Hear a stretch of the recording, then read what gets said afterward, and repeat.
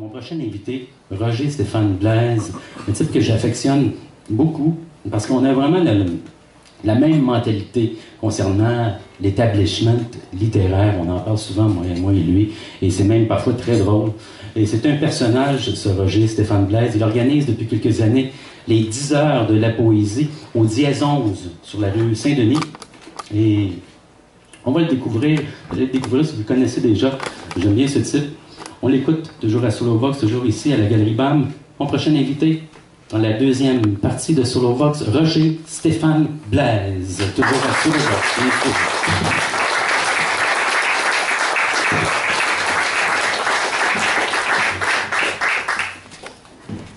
Merci Eric pour l'accueil. Ça fait plaisir.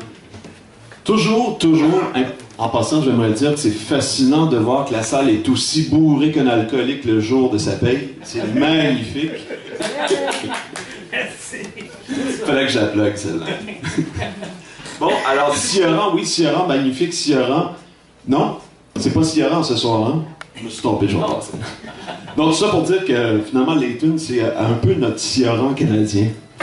Et puis, avec de magnifiques aphorismes, parce que la plupart de sa poésie, c'est une décomposition d'aphorismes qui sont amusants. D'ailleurs, Alice en a témoigné. Et ce qui est amusant, c'est que j'ai le même poème que j'ai traduit, et ça donne une interprétation différente. Alors, ça va être très amusant de voir la... D'ailleurs, tiens, je vais le faire tout de suite. J'ai la fête. Si... Qu'est-ce que je voulais dire?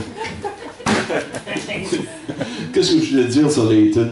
Ah oui, bon, ben sur Layton, on peut dire que on ne demande pas à un étymologue de former une image qui dépasse la réalité.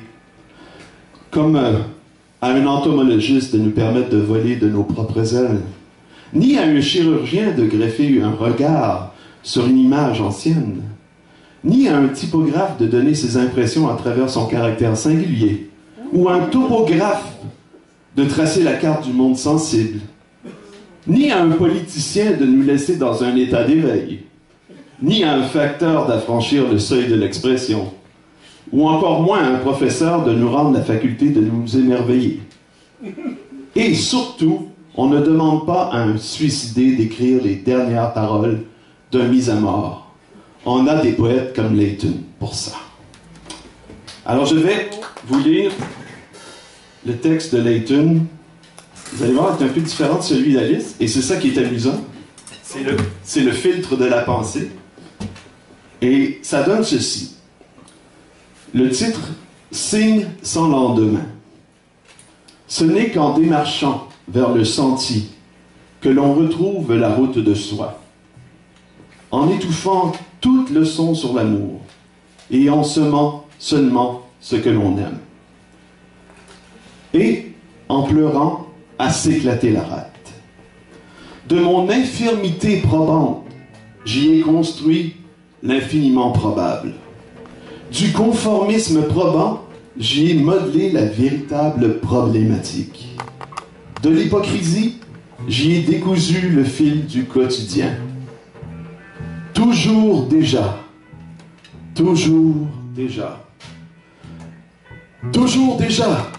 j'y arrive.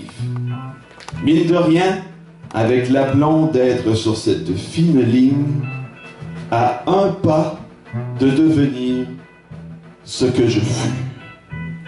Merci.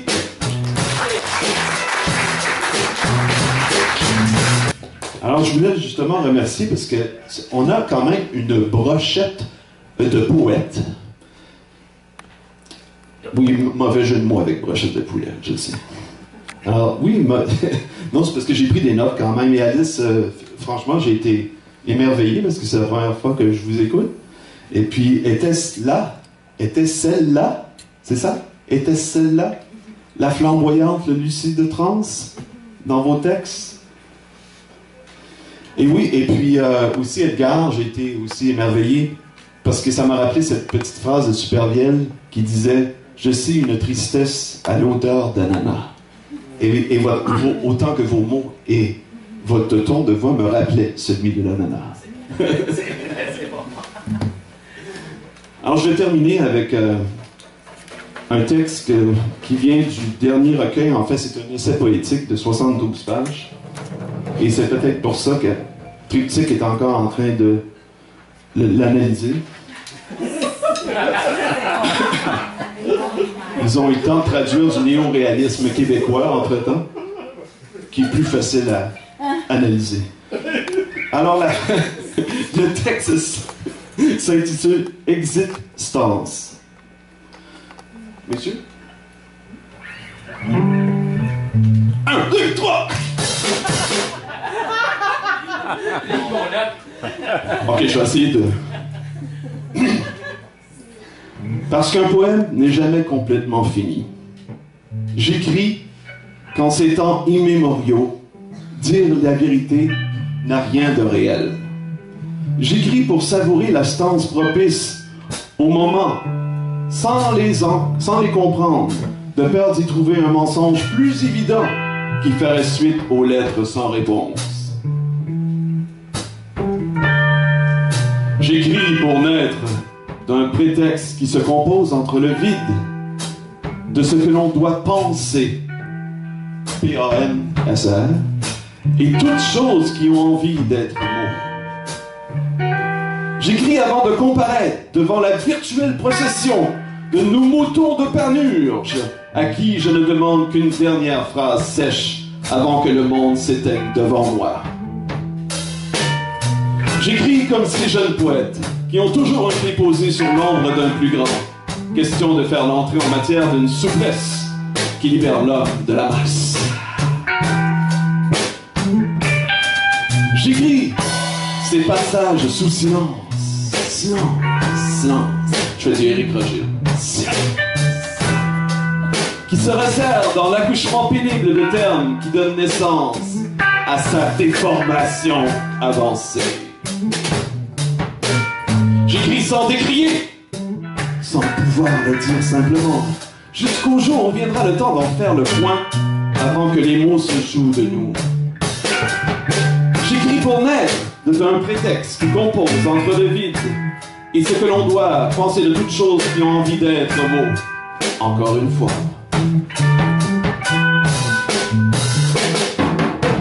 J'écris à bout de souffle pour faire glisser le regard dans la traversée du possible, avant de se jeter pour un instant surprise aveuglante au plus clair d'une vie qui donne à voir notre disparition tranquille. J'écris tous les jours avec un bouquet de pensées dans une main et des pétales de bronze dans l'autre. J'écris en portant mes plus beaux habits à la hauteur du néant, sans jamais tomber dans le gouffre de l'ennui.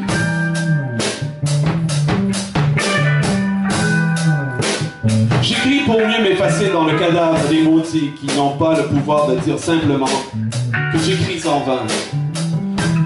Et enfin, j'écris pour que ces mots, à peine perçus, percent le silence en effleurant le réel, pour que la finesse d'une pensée fugitive, véritable combat sur le champ d'action, puisse pénétrer les prisons de la solitude. Et puis, quelquefois, pour tuer le temps,